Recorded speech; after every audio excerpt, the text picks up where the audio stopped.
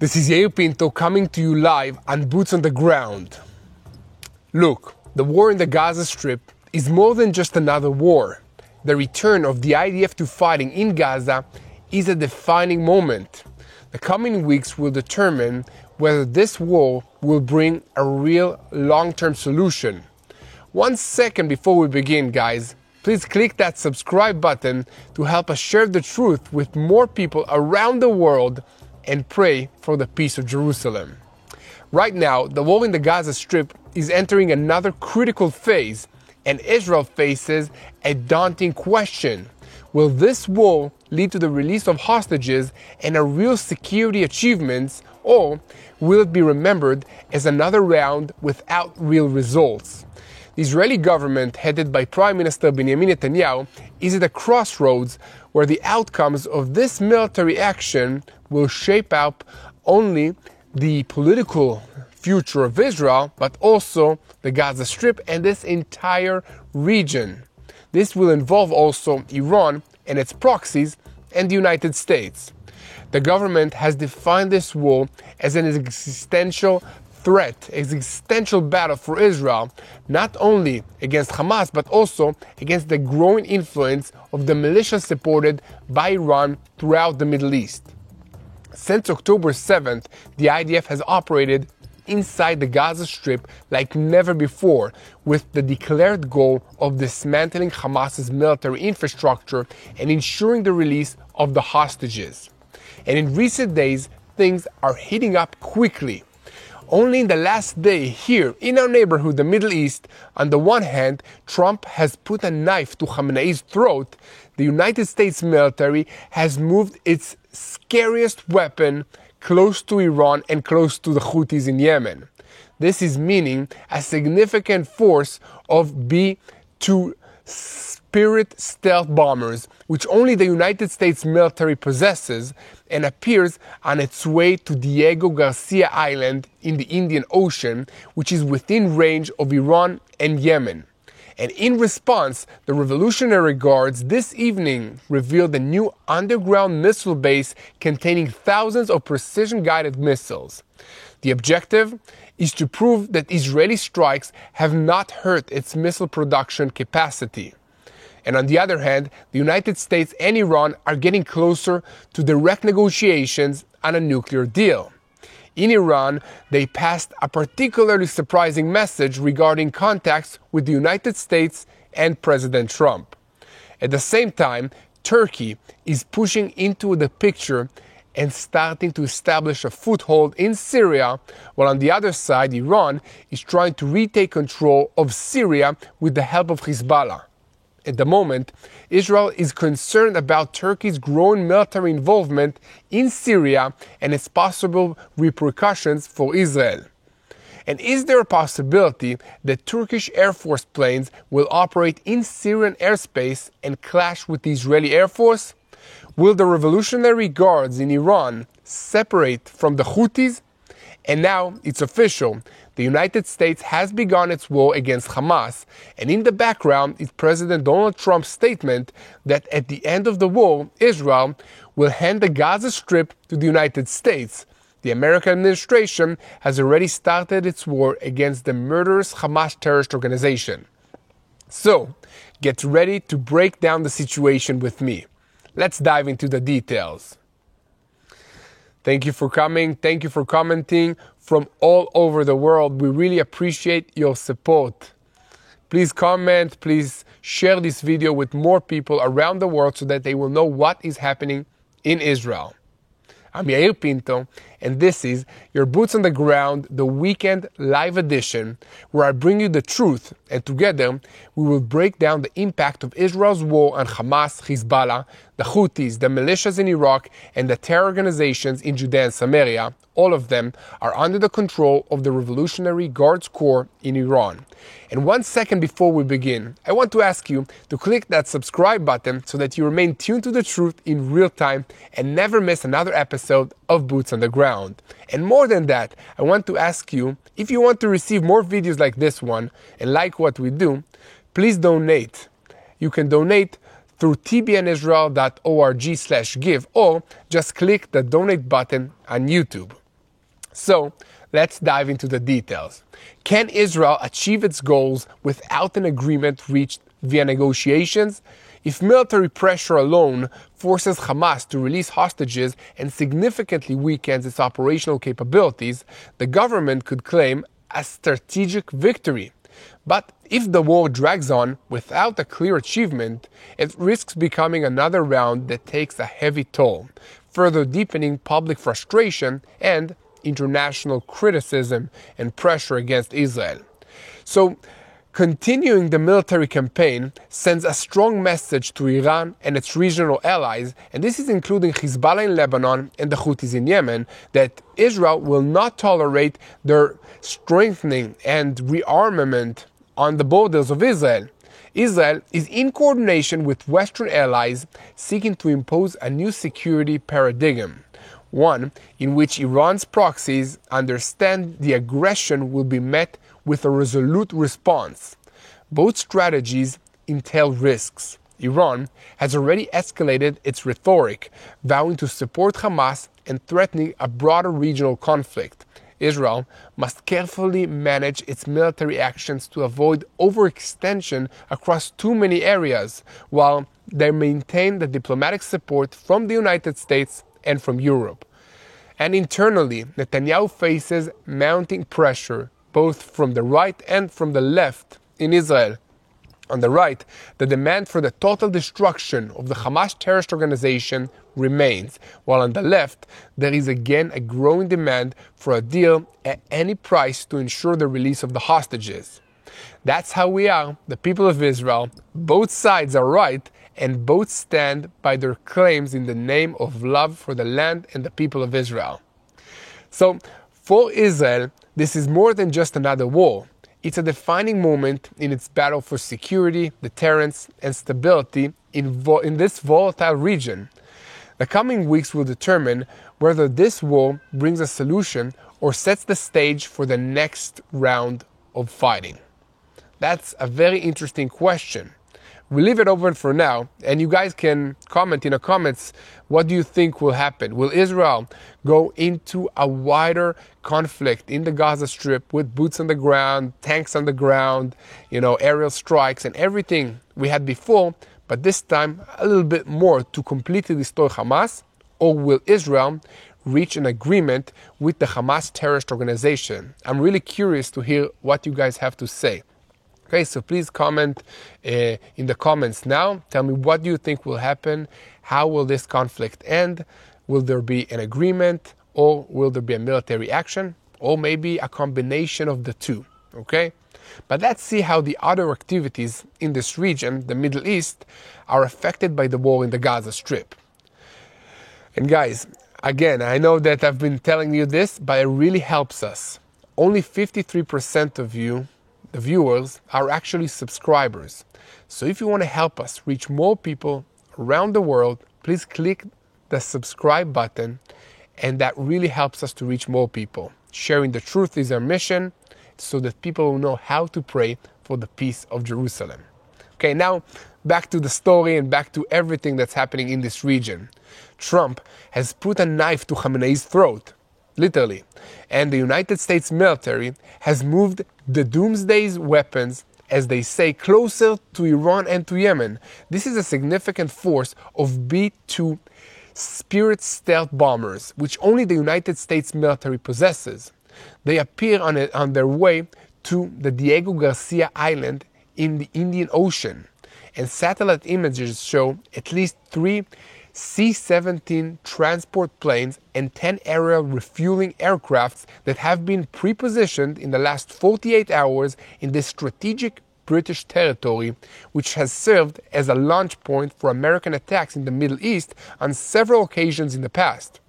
And this is basically within the range of Iran and Yemen. So if the United States want to carry a large-scale attack against Iran or Yemen, now they can do it. So this buildup comes in the midst of a new wave of American attacks that target the Houthis, and increased warnings to Iran from the Trump administration regarding its support for the Yemeni militias and Tehran's ambitions.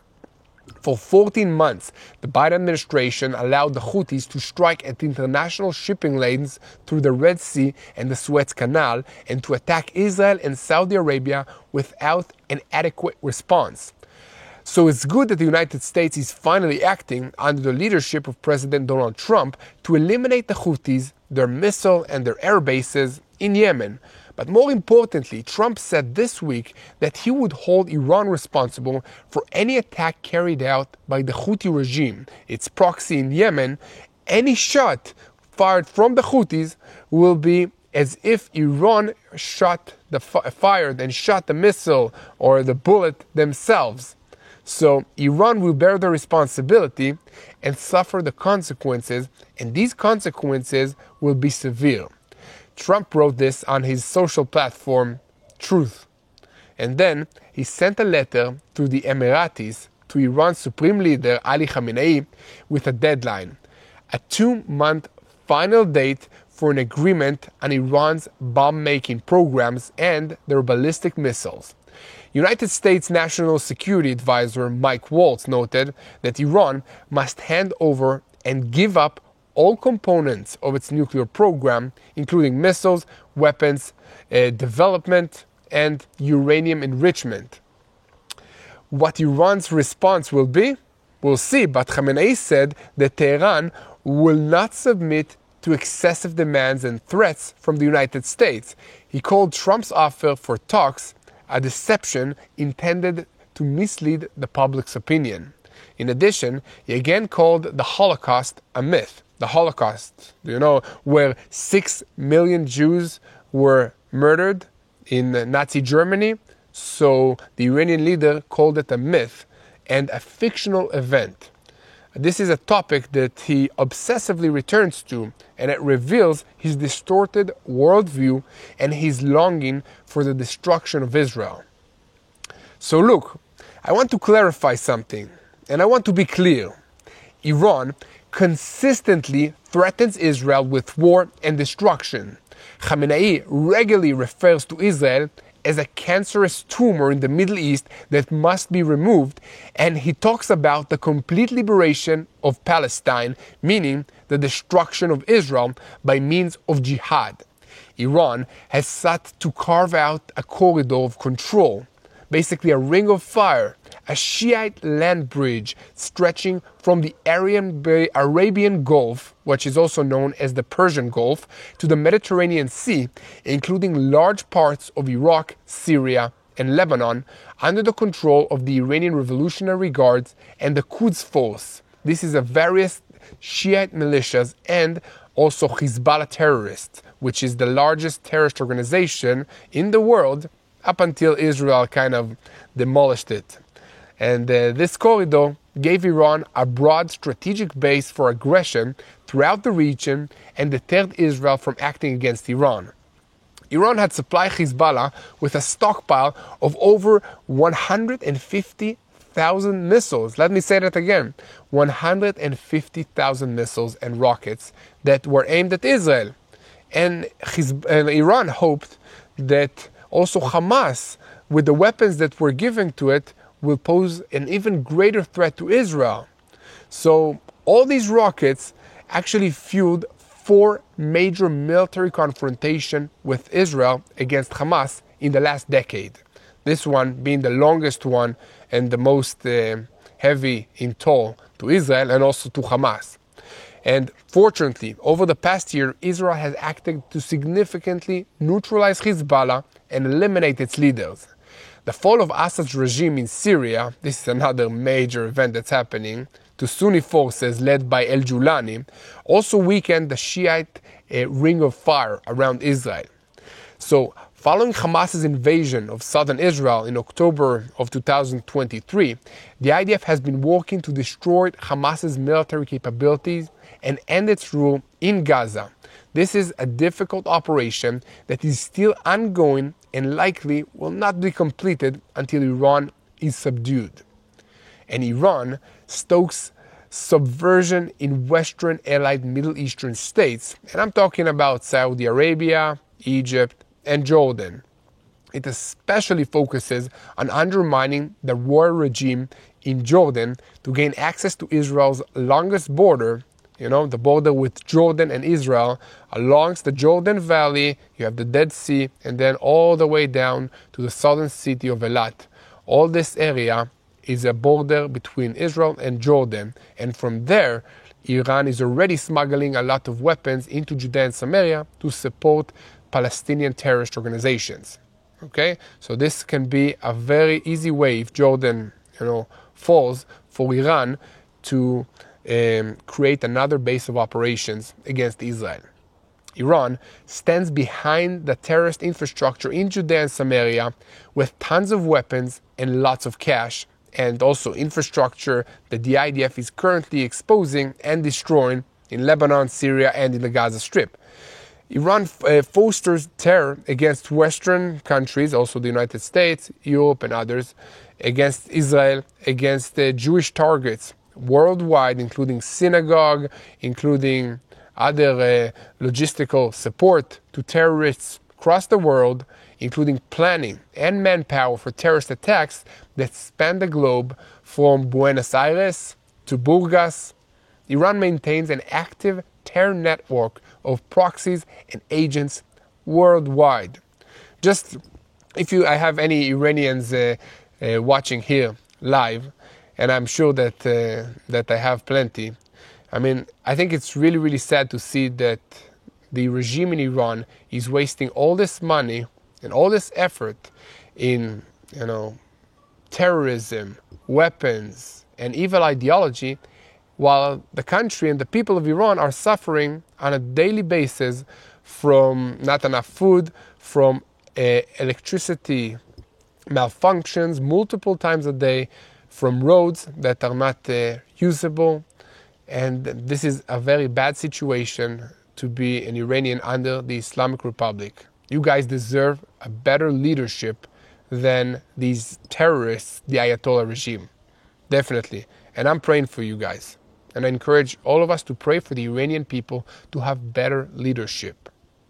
So Iran is rapidly approaching a full military nuclear status with uranium enrichment facilities and bombs that can assemble tucked away in deep, nearly unable to identify and destroy bunkers underground.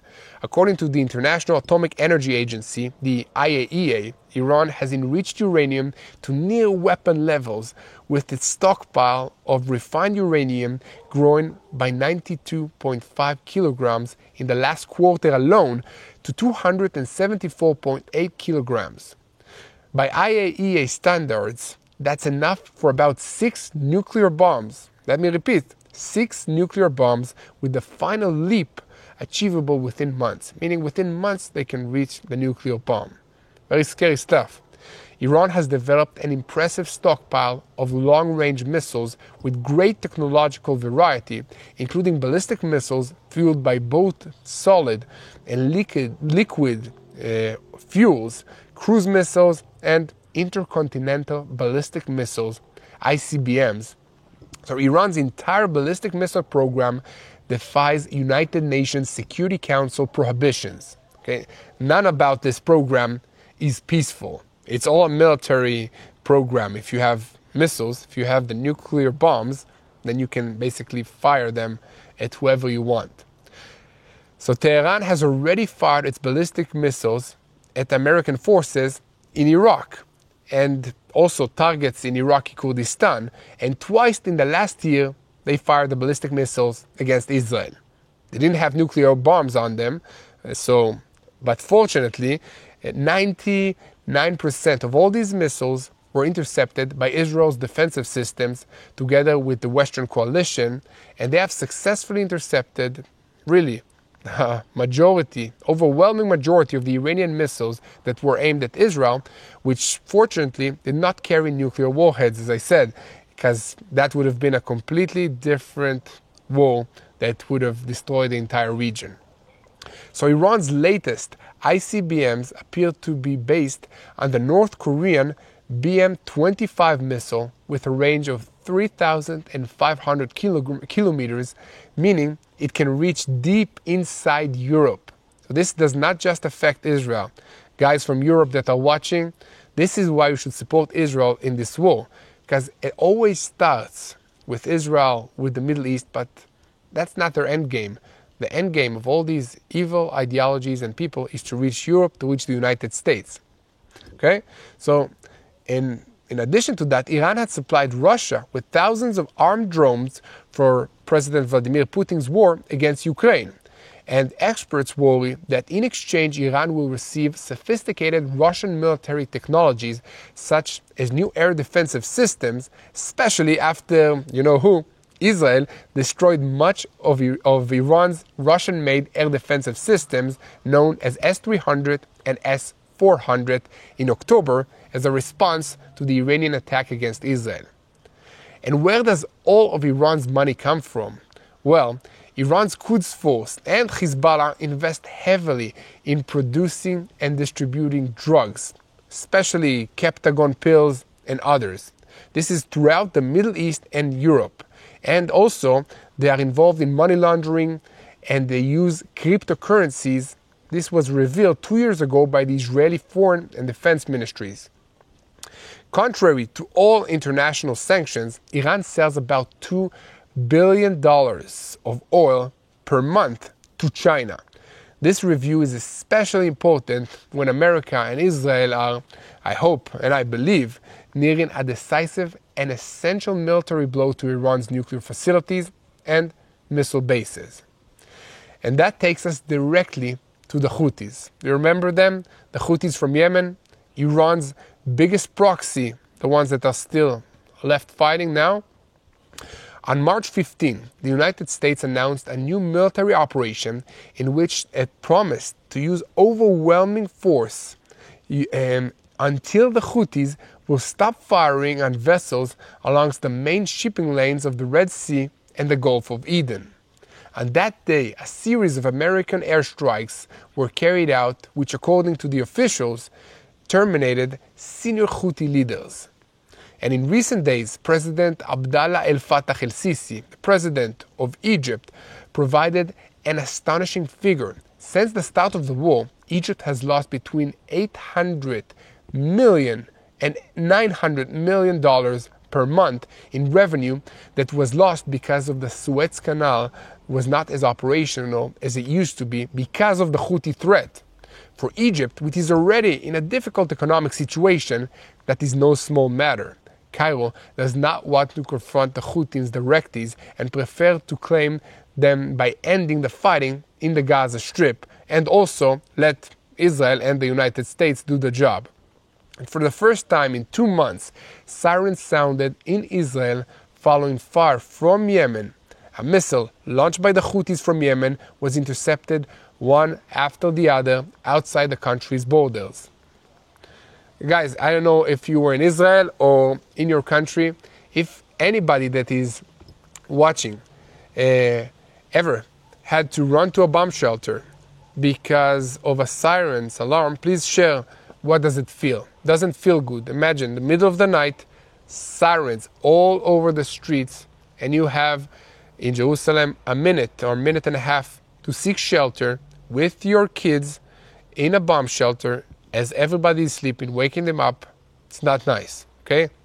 This is the reality in Israel for almost 2 years. And if you live next to the Gaza Strip, that was the reality for 20 years now. Because Hamas didn't start firing rockets at Israel just now. They started 20 years ago. Okay? So millions of Israelis, in this case, this week, again, found themselves waking up to the sound of sirens due to the resumption of fighting in the Gaza Strip. A missile and then another missile were fired from Yemen towards Israel, leading millions of Israelis in the Jerusalem area, the areas of Tel Aviv, Judea and Samaria, and other areas across the country of Israel. They had to go and seek shelter in bomb shelters that we have in our houses in Israel. And behind the scenes, in Israel, there is a growing understanding that the current regional equation in which Iran exerts pressure on Israel through proxies, I'm talking about Hamas, Hezbollah, the Houthis, and others, allows it to avoid paying a direct price for the ongoing attacks. Can the rules of this game be changed and force Tehran to actually be responsible and take responsibility for training, sending weapons, and ordering these proxies to attack us? Could you please write that in the comments? I really want to see, I want to hear. Okay, tell me what you think. You think Israel and the United States should respond against these attacks that were launched against us by the proxies, if it's Hezbollah, Hamas, the Houthis in Yemen? Should we carry out attacks in response against the Houthis directly, against Hamas directly, or should we just go to the head of the snake, which is Iran? I really want to see and hear what you guys have to say about this. Okay, thank you. Thank you for sharing. I really appreciate this. So guys, you can see the situation is indeed complicated, but I want us to pause for a moment and look at another great power that entered the picture, Turkey, which also has ambitions to grow and dominate this region like Iran, and with no lost hatred for Israel. They don't like us very much. 1 second before everything. So guys, the situation is never boring in this region, in the Middle East. And as you know, things change from day to day. You know, we think that we destroyed one big enemy, then you can have others come. That's why we should always be ready and prepared. And guys, if you want to stay updated with the truth and with what is happening in Israel on a daily basis, please subscribe to TBN Israel. Click the subscribe button, this little bell, share this video with everybody, and also give us a like, okay? Because we're posting videos on a daily basis because the situation changes so fast, and we need your help to reach more people and to keep doing what we do. It really helps us. So in the defensive establishment in Israel over the past week, several discussions have been held about the northern arena and the process occurring throughout Syria regarding the new regime. Okay, the new regime headed by El-Julani is attempting to rebuild military infrastructures such as air defensive batteries, missiles, and rockets in the southern part of Syria. Southern part of Syria meaning the area that borders with Israel. So the general stance of the defensive establishment is that to preserve Israel's air superiority and ensure freedom of action, any such attempt or exposure of advanced weaponry must be targeted. Basically, we don't want to have anti-aircraft defensive systems and missiles that can target our planes when we want to operate or carry out attacks against Hezbollah terrorists, against Hamas terrorists that are still operating in Syria or in Lebanon. Or if we want to, fly over Syria to Iran, we need to have a clear path to do that. Okay, that's why it's very important for us to have freedom in the airspace. And accordingly, that's what they're doing. Basically, strikes were carried out deep in the Syrian territory to destroy these systems or any attempts by the hostile actors to establish themselves. The Syrian regime is engaged in advanced contacts with Turkish President Recep Tayyip Erdogan to transfer a portion of territory near the city of Palmyra to the Turkish army in return for economic, military, and political assistance. This is something that they need very badly. This process raises great concerns in Israel as Turkish military presence east of the city of Homs will in the future allow Turkish military access to southern Syria, and from there it's a very short path to a friction with Israel. So look, a lot is happening in our neighborhood, but as you see, the message emerges from Israel. Everything evolves around Israel, not because we're special, just because this is a spiritual war. And God promises to Israel that we will remain here and He will be with us through the Bible times and also now in modern days. Okay, that's why the enemy is trying to destroy God's word, and God is always faithful to the people of Israel and to any one of you. Okay, so what do we do in this situation? First of all, we need to share the truth because we need to understand and know what's happening here. And then we were called to pray. We were called to pray for the peace of Jerusalem. Okay? Praying is something very personal, at least for me. And how can you pray for something that you've never seen, that you don't know what's happening? You can't just pray for Israel that you don't know, don't understand what's the need of this country, the need of these people. Okay? So that's where we come into the picture. We share what's happening in Israel, what are the struggles, what is very important to pray for. Okay? So if you need a few prayer points, okay, I will tell you. First of all, we still have 22 living hostages in the Gaza Strip, 59 complete, hostages, and also some of them were murdered by Hamas. These are the numbers. We want to see them back here in Israel. They will appreciate your prayers. The whole nation of Israel will appreciate your prayers for the return of the hostages. That's one. And two, we need your support in praying for the IDF soldiers. These guys are risking their lives every day.